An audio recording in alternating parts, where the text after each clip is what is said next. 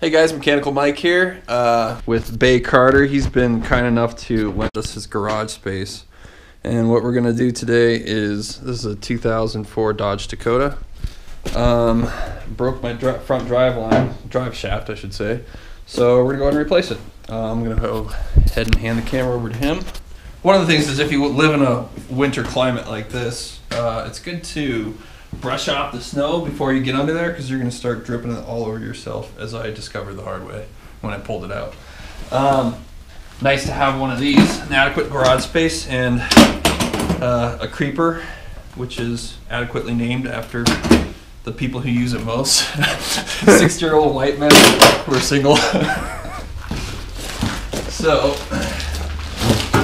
I just got the new Driveshaft in the mail, and before I go and install it, I want to make sure that it's going to actually fit. And the best way to do that is to compare it to the original piece.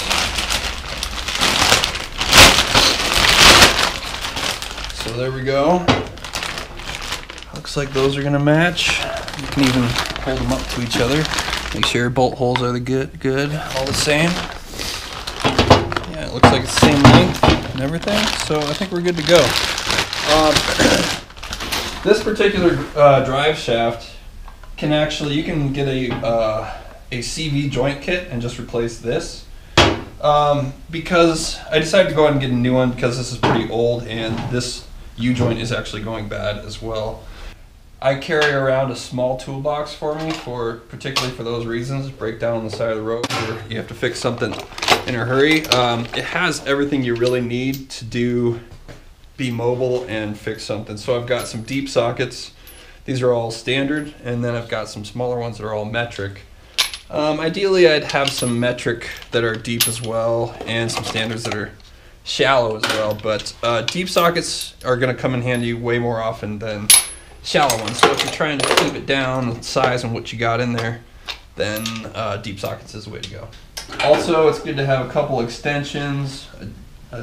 U-joint, basically, it's just an adapter for your socket wrench, so that if you have a weird or hard to reach space, you can get to it fairly easily. And then also I've got a small extension and a mid-size extension, so those also come in handy. These, I know I'm just going to need one socket wrench. These are the bolts I pulled out right here where it mounts to the U-joint, and I'm going to reuse these.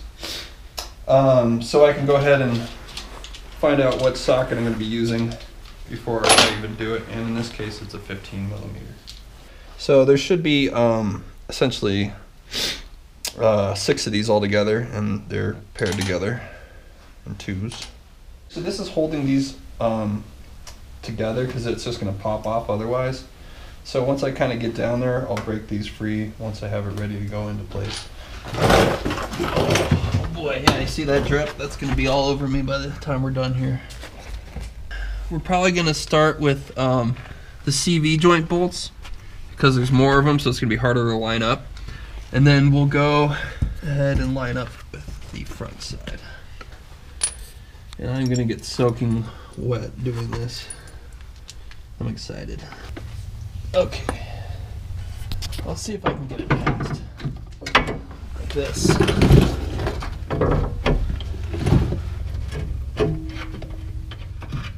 It's gonna be tricky, but it can get in there without dropping the exhaust. There we go. Something's happening.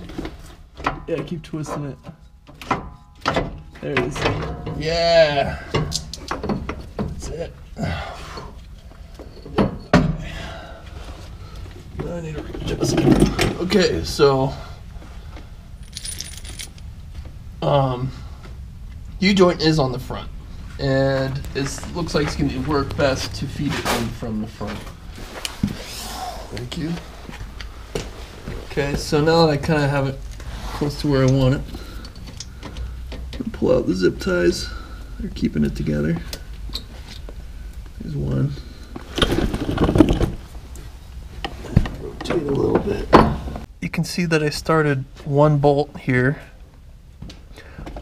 Make sure you put it all the way through this, because this plate and the one on the other side, can get out of line with each other, and that's what I was struggling with. So pushing one bolt all the way through as your guide, especially after you take off those zip ties, is definitely helpful. And then I just kind of turned this until I could, while putting pressure on this, until I could find a hole to get that into. I'm gonna have to take this one back off so that because they share plates between every two, but I'm gonna keep it there until I get the other ones in place, so that'll keep me lined up until until they're all in, and then I can take it back out and add that plate. So I finally got all those hex head bolts in there, or Allen key bolts, and they're all hand tight. So what we're going to do is go ahead and tighten them down with a ratchet, and we're going to do it in a star pattern. Start with one side, just get it snug, then we just do it the same way you would tighten a wheel lugs. So let's go ahead and do that, and then we'll move on to the U-joint side.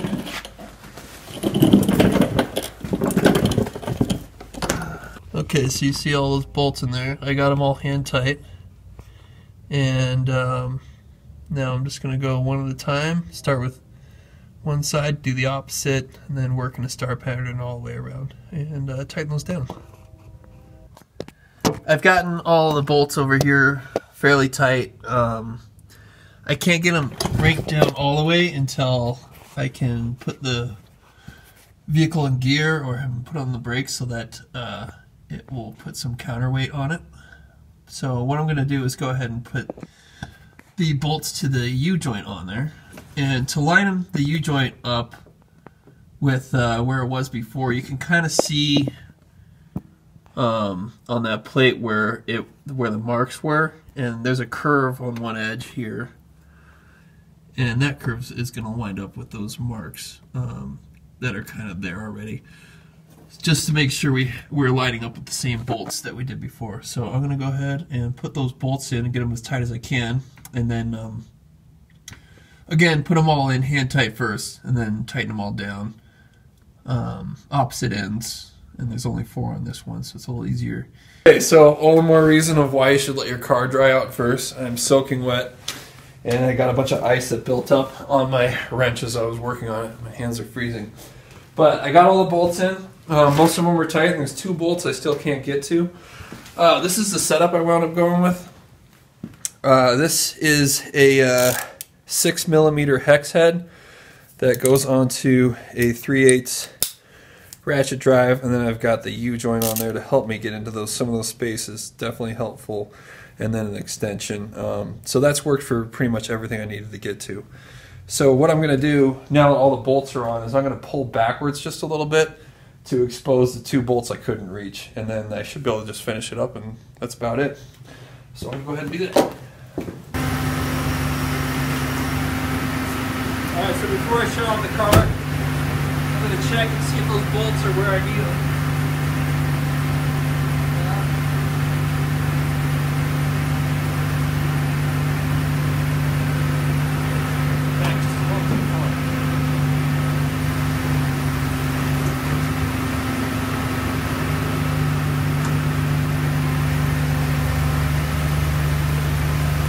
They're not enough.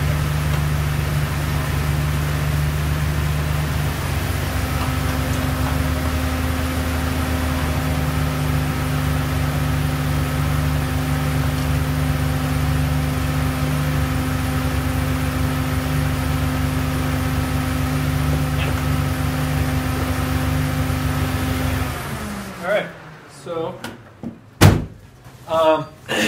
if you saw what I did, I just took a look where that bolt was going to be the most exposed and easiest to reach.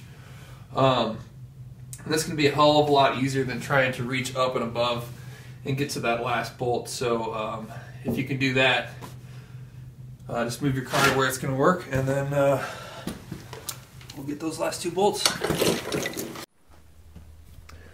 Okay, so it's kind of hard to take a look now. I'll do what I can. You can see those bolts up there, kind of, maybe.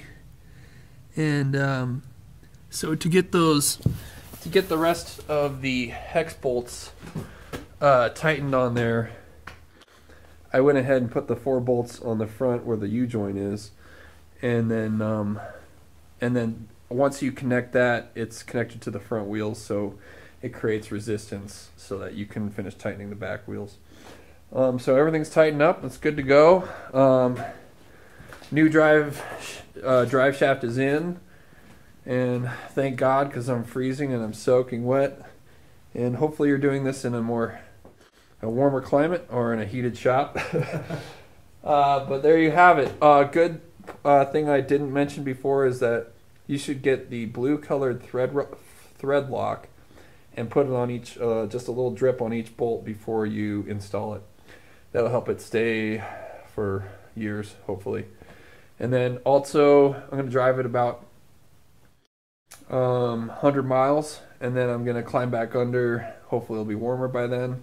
And I'm going to go ahead and just retorque each of those bolts, just like you would if you had an aluminum wheel on a car.